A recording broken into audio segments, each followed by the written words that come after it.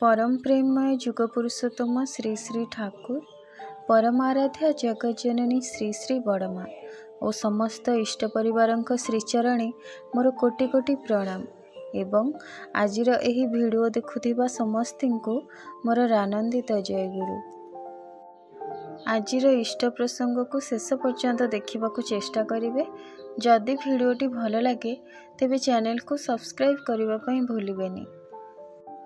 आमे माने प्राय देखंती संसार रे केही जदि अन्याय करूछंती तांको ताहा कहिबाकू गले ही से विरक्त हुअंती, पुणी न कहिले मध्य निजर भूल निजे बुझी पारंती नहीं। कहिले भी जे से बुझी जाउचंती ताहा भी नुहे।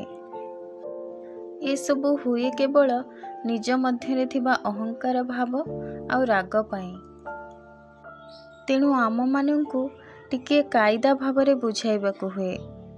तिक्त कथा कहिबाकू गले ही तांको सहित आदर और दरदर मिश्रण दरकार। काहींकि ना छोट बड़ समस्तिंकर ही अल्प बहुत अहंकार और अभिमान रहिछि। तेणु सेही अहंकार और अभिमान रे जेपरि आघात न लागे सेही परि करी कहिबाकू हुए। काहांकु 10 जनक आगरे गालीमंद कले ही साधारणतः तांकर मन चिड़ी जीव।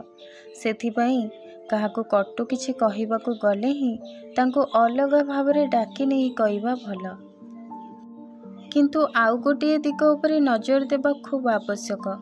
आमे निजे जेतेबेले रागी थिबा सेतेबेले काहाकू संशोधन करिबा, सेतेबेले तो आमर निजर मात्रा ठीक रही नथिबो।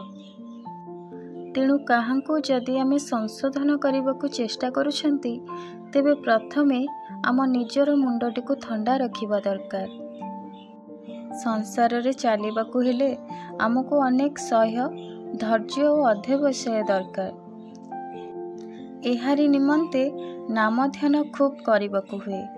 सेथिरे समाधानी बुद्धि खूब बढ़ी जाए। परिवेश जेते खराब ही हेउना काहींकी समाधानी बुद्धि जदि थाए तेबे मनीष उत्क्षिप्त न होई आहुरी धीर स्थिर होई अक्लांत भावे कार्य करे। जेउपरि अवस्थाटी हेउ पछे मनीषर आयत्तरे आसी जाए। श्री श्री ठाकुर कहती केला जेपरि बंशी बजेई बा उपयुक्त चेर देई सापकू बस करे, कुशल कौशली व्यवहार जादू देई सेहीपरि मनीषर बेहेड़ा गुणगुड़िकू अनेक दूर बसरे आनी हुए। टिके लक्ष्य कले यह किछि कठिन कथा नुहे। एहीपरि करी करी ही तो मनीष शिक्षित होई उठे। जेते टिके बुझ सेतिकी जदि पालन कर तेबे ता भितर देई बुझिबार क्षमता आहुरी बढ़ी जीव। आहुरी भी कहती मो कण विशेष लेखापढ़ा जाने, किंतु मो जहा कहे ताहा मनीषर प्राण को लक्ष्य करी जीवन को लक्ष्य करी कुहे।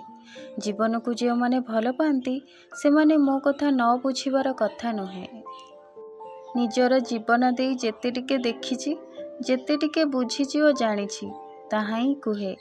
तुमे जदि ठीक भावरे चाल देखिब तेबे ता भितर देई एते ज्ञान गजे उठिब जे तुमको देखि पंडित माने मध्य आश्चर्य होई पारंती।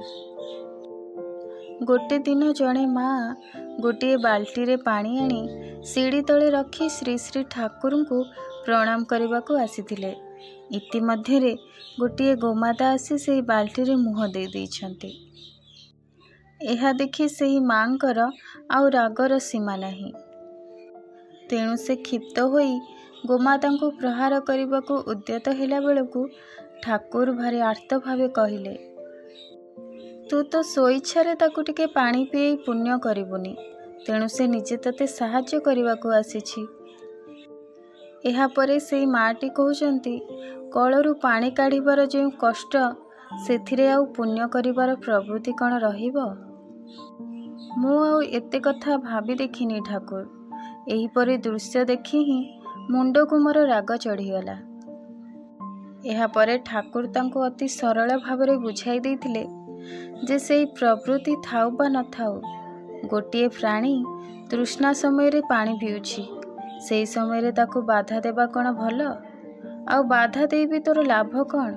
एई पानी तो तोर कोनोसी कामरे लागि न थांता।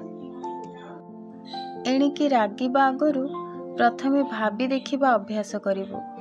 ତେବେ ପ୍ରାୟ ବୁଝିପାରିବୁ ଯେ ରାଗ କରିବାଟା ହେଉଛି ବୋକାମି।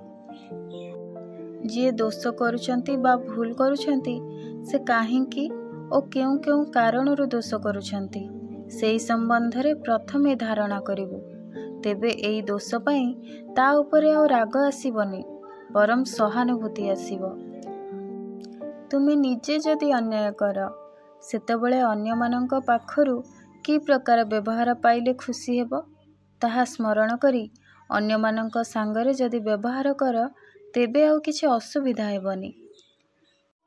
ଏହିସବୁ ଶୁଣି ସାରିବା ପରେ ସେହି ମାଙ୍କର ରାଗ ଭଳି ଥିବା ଦୁର୍ବଳତାକୁ ଜୟ କରିବାର ଶକ୍ତି ଆସିଯାଇଥିଲା। ଆଉ ତାପରେ ଠାକୁରଙ୍କୁ କହିଲେ, ମୁଁ ଆପଣଙ୍କ କଥା ସବୁ ବୁଝିପାରିଲି ଆଉ ପାଳନ ମଧ୍ୟ କରିବି। ମୁଁ ତ ଲେଖାପଢ଼ା ଜାଣିନି, ଜାଣିଥିଲେ ବୋଧହୁଏ ଆପଣଙ୍କ କଥାଗୁଡ଼ିକ ଆହୁରି ଭଲ ଭାବରେ ବୁଝି ନେଇଥାନ୍ତି। ଆପଣମାନଙ୍କୁ ଆଜିର ଏହି ଆଲୋଚନାଟି କିପରି ଲାଗିଲା ନିଶ୍ଚୟ ଜଣାଇବେ। ରହୁଛି, ପୁଣି ଆସିବି ଏକ ନୂଆ ଭିଡ଼ିଓ ସହିତ। ସେ ପର୍ଯ୍ୟନ୍ତ ଆପଣ ସମସ୍ତଙ୍କୁ ଜୟ ଗୁରୁ।